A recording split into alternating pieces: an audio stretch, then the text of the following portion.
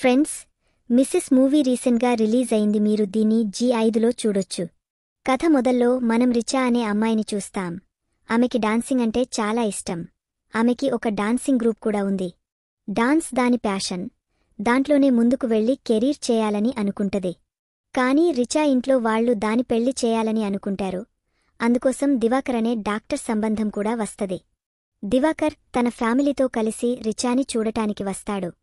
ఇద్దరూ ఒంటరిగా మాట్లాడతారు. రిచాకి దివాకర్ నేచర్ చాలా నచ్చుతది. దివాకర్ కూడా ఈ సంబంధానికి ఓకే చెప్తాడు. అలా కొన్ని రోజుల్లోనే ఇద్దరి పెళ్లి జరిగిపోతది. పెళ్లి తర్వాత రిచాకి తన అత్తారింట్లో వాళ్ల బతకడం, సహనం గురించి తెలియడం మొదలవుతది. ఆమె అత్తకి వంట చేయడం చాలా ఇష్టం. అదే టైంలో ఆమె మామకి మిక్సర్లో చేసిన వంట అంటే ఇష్టముండదు. రిచా రూంలో ఉదయం 4 గంటలకి అలారం పెట్టి ఉంటది. అలా ఉదయం 4 గంటలకి లేచి కిచెన్లో తన అత్తకి హెల్ప్ చేయడానికి వెళ్తది. రిచా చూస్తది తన అత్తే ఇంట్లో అన్ని పనులు చేస్తదని. ఇంట్లో పనిమనిషి కూడా పెట్టుకున్నారు. కాని ఒకవేళ ఆ పనిమనిషి లేటైతే తన అత్త అప్పటికే అన్ని పనులు పూర్తి చేసేస్తది. అంతేకాకుండా ఆమె భర్త దివాకర్, మామగారికి, మిగతా ఇంట్లో వాళ్లకి సొంతంగా పని చేయడం అలవాటే లేదు. తన అత్తే వాళ్ల అన్ని పనులు చేస్తది. అలాగే రిచా కూడా కిచెన్లో పని చేస్తూ ఉంటది. అప్పుడు దివాకర్ ఆమెని పిలుస్తాడు. అతను తను వేసుకోవడానికి బట్టలు అడుగుతాడు. అంటే వాళ్లు సొంతంగా తమ బట్టలు కూడా తీసుకోలేరన్నమాట. ఇది విని రిచా షాక్ అవుతది. దివాకర్ స్నానం చేసి తన బట్టలు కూడా తీసుకోలేడా అని. మళ్లీ రిచా తన అత్తకి హెల్ప్ చేయడానికి కిచెన్లోకి వెళ్తది. అక్కడ చూస్తది మొదట దివాకర్, ఆమె మామగారు బ్రేక్ఫాస్ట్ చేస్తారని, వాళ్లు వెళ్లిపోయాక తన అత్త ఒంటరిగా బ్రేక్ఫాస్ట్ చేస్తదని. అంతేకాక వాళ్ల పనిమనిషి కూడా కొన్ని రోజుల నుండి పనికి రావట్లేదు. దాంతో వాళ్లు గిన్నెలు కడగడం అన్నీ చేయాల్సి వస్తది. రిచాకి ఈ పనులు చేయడం ఇష్టంలేదు. కాని ఏదోలా అన్నీ చేస్తూ ఉంటది. అలా ఉంటది. అప్పుడు మనం చూస్తాం రిచా అత్తకి ఆమె కూతురు నుండి ఫోన్ వస్తదని. ఆ కూతురు ప్రెగ్నెంట్గా ఉంటది. అందుకని తన అమ్మ కొన్ని రోజులు తన దగ్గర ఉండాలని కోరుకుంటది. మరుసటి రోజే రిచా అత్త తన కూతురు దగ్గరికి వెళ్లడానికి రెడీ అవుతది. ఆమె తన కూతురు కోసం రిచాతో కలిసి చాలా రకాల పదార్థాలు తయారు చేస్తది. అన్ని సిద్ధం చేసి తన కూతురు దగ్గరికి వెళ్ళిపోతది. ఇక మరుసటి రోజు నుండి రిచాకే అన్ని పనులు చేయాల్సి వస్తది. ఆ ఇంట్లో ఒక్కతే పని చేసేదిగా మిగిలిపోతది. ఉదయాన్నే త్వరగా లేచి బ్రేక్ఫాస్ట్ రెడీ చేయడం మొదలుపెడతది. రిచాకి రోకలితో పని చేయడం రాదు. దానితో చాలా ట్రై చేస్తది కాని దాంతో బ్రేక్ఫాస్ట్ చాలా లేటవుతది. అందుకని ఆమె మిక్సీ యూస్ చేస్తది. ఈ విషయం ఆమె మామగారికి తెలిస్తే ఆయన ఆమె మీద కోపం వస్తది. చట్నీ కూడా తినరు. దాంతో రిచాకి ఆ చట్నీ పారేయాల్సి వస్తది. ఆ తర్వాత లంచ్ రెడీ చేయడానికి స్టార్ట్ చేస్తది. ఈసారి రిచా బిర్యానీని కుక్కర్లో చేస్తది. లంచ్లో చాలా ఐటమ్స్ తయారు చేస్తది. రిచా చాలా ఎక్సైటెడ్గా ఉంటది. అందరినీ అడుగుదామని నేను వంట ఎలా చేశాను అని. కానీ రిచా దీని గురించి అడిగినప్పుడు ఆమె మామగారు, ఇది ఏంటి ఇలాంటి వంట చేశావు అని అనడం మొదలు పెడతారు. ఎవరైనా బిర్యానీని కుక్కర్లో చేస్తారా? ఇదంతా పాడైపోయింది అని అంటారు. ఇదంతా విని రిచా చాలా బాధపడతది. దాంతో ఆమె దివాకర్కి టిఫిన్ కూడా పంపలేకపోతది. సాయంత్రం దివాకర్ ఇంటికి వచ్చినప్పుడు రిచాని చాలా తిట్టడం మొదలు పెడతాడు. ఆమె వాడికి కేవలం అవసరం మాత్రమే అన్నట్టు. దివాకర్ కళ్లల్లో రిచా పట్ల ఏమాత్రం ప్రేమ కనిపించదు. ఇవన్నీ చూసి రిచా చాలా ఇబ్బంది పడుతది. మరుసటి రోజు మళ్లీ రిచా అదే రకంగా బిర్యానీ చేస్తది, ఆమె మామగారు చెప్పినట్టు. కాని ఈసారి కూడా వాళ్లకి అది నచ్చదు. ఇంకో డిష్ చేయమని చెప్తారు. ఇదంతా విని రిచాకి చాలా బాధగా అనిపిస్తది. అప్పుడు రిచా తన అమ్మకి ఫోన్ చేసి చేసినా వాళ్లకి నచ్చట్లేదు. రిచా చెప్తది ఆమెకి నా రోజంతా ఇలాగే పనులు గడిచిపోతది. నా మరుసటి రోజు నుంచి రిచాకి అని. ఆమె అమ్మ ఆమెకి చెప్తది, ఇలాగే ఉండాలి, నీకు అలవాటు అయిపోతది అని. రిచాకి తన అమ్మ నుండి ఏదో ఆశ ఉంటది. బహుశా తన అమ్మ తన సైడ్ నుండి ఏదో మాట్లాడుతదని. కాని అలా జరగదు. ఆ తర్వాత రిచా ఫోన్ కట్ చేసేస్తది. మరుసటి రోజు రిచా భర్త, మామగారు బ్రేక్ఫాస్ట్ చేస్తుండగా రిచా తన జాబ్ గురించి వాళ్లతో మాట్లాడతది. దానికి దివాకర్ అంటాడు, ఇప్పుడు మనకి పిల్లాడు కూడా కావాలి. ఈ పరిస్థితిలో నీవు జాబ్ చేయడం సరిగ్గా ఉండదు. నేను ఎలాగూ అన్నీ చేస్తున్నాను కదా అని. నేను ఎలాగూ అన్నీ చేస్తున్నాను కదా, నీకు డబ్బుల గురించి ఏం కావాలి అని దివాకర్ అంటాడు. ఆమె మామగారు కూడా ఈ మాటకి సపోర్ట్ చేస్తాడు. అసలు ఆమె బయటికి వెళ్లి జాబెందుకు చెయ్యాలి అని అంటాడు.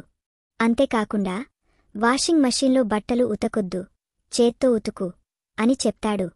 ఇదంతా విని రిచా షాక్ అవుతది. ఎందుకంటే ఆమె ఇప్పటిదాకా చేత్తో బట్టలు ఉతకలేదు. రాత్రి రిచా దివాకర్తో చెప్తది, నీకు నన్ను ప్రేమించినట్టు అనిపించట్లేదు, నేను నీకు కేవలం అవసరమాత్రమేనని అనిపిస్తది అని.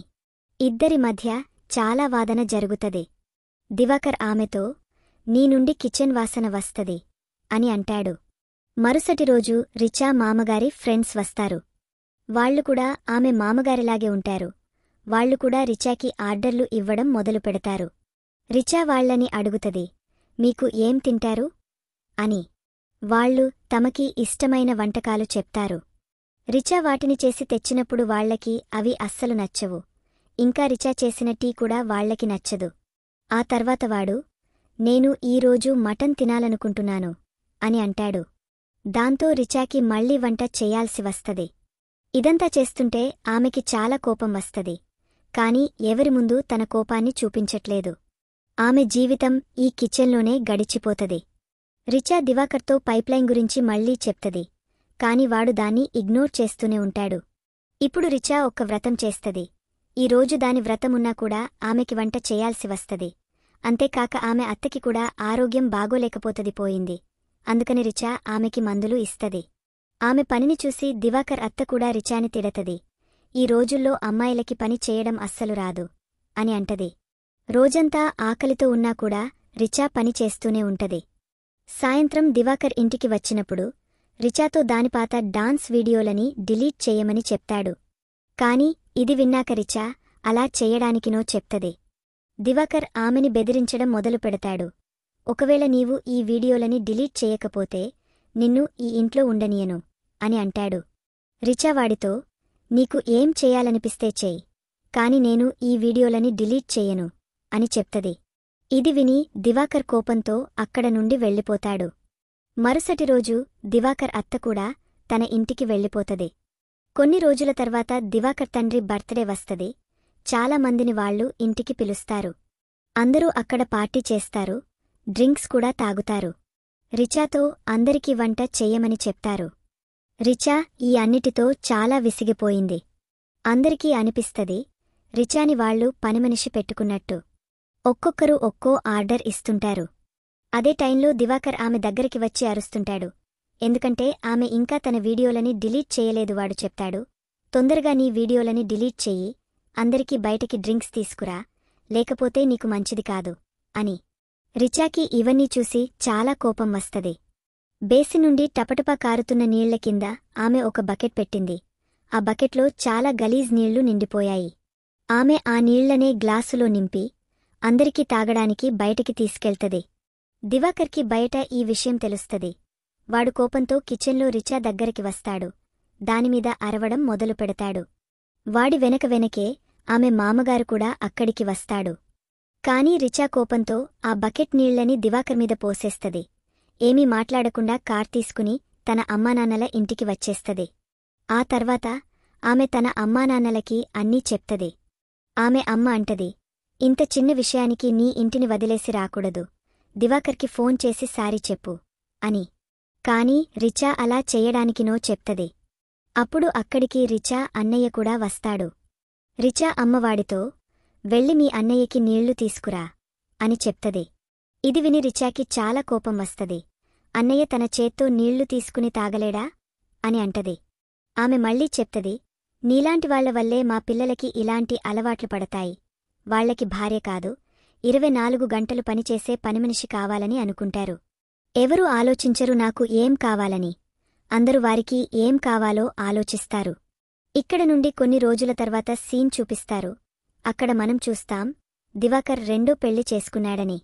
వాడు ఇప్పుడు కూడా తన రెండో భార్యతో రిచాతో చేయించినట్టే పనులు చేయిస్తాడు. వాడి ఇంట్లో వాళ్లందరూ కూడా ఆమెతో అలాగే బిహేవ్ చేస్తుంటారు. రిచా నుండి అలాగే ఉండగా మన మరోవైపు రిచాని చూస్తాం. ఆమె మళ్లీ తన డాన్స్ గ్రూప్ స్టార్ట్ చేస్తది. ఆమె తన ఇష్టం వచ్చినట్టు పని చేస్తుంది. అందుకని చాలా సంతోషంగా ఉంటది. ఈ రోజు ఆమె తనకి ఏం చేయాలనిపిస్తే అది చేస్తది. ఈ బాధ కేవలం రిచాది మాత్రమే కాదు, దివాకర్ అమ్మది కూడా. కాని ఆమె ఎప్పుడూ ఎవరితోనూ చెప్పలేదు. జీవితం అంతా పని చేస్తూ గడిపింది. ఇది సమాజంలో ఒక పక్క. దీనిమీద ఎవరి చూపు పడదు, ఎవరూ దీని గురించి ఆలోచించరు. ఈ కథ మీకు తప్పకుండా నచ్చుతదని ఆశిస్తున్నాం. ఇక ఈ మూవీ ఇక్కడితో ముగుస్తది. ఇలాంటి వీడియో కోసం మన ఛానల్ని సబ్స్క్రైబ్ చేయండి. Thanks for watching.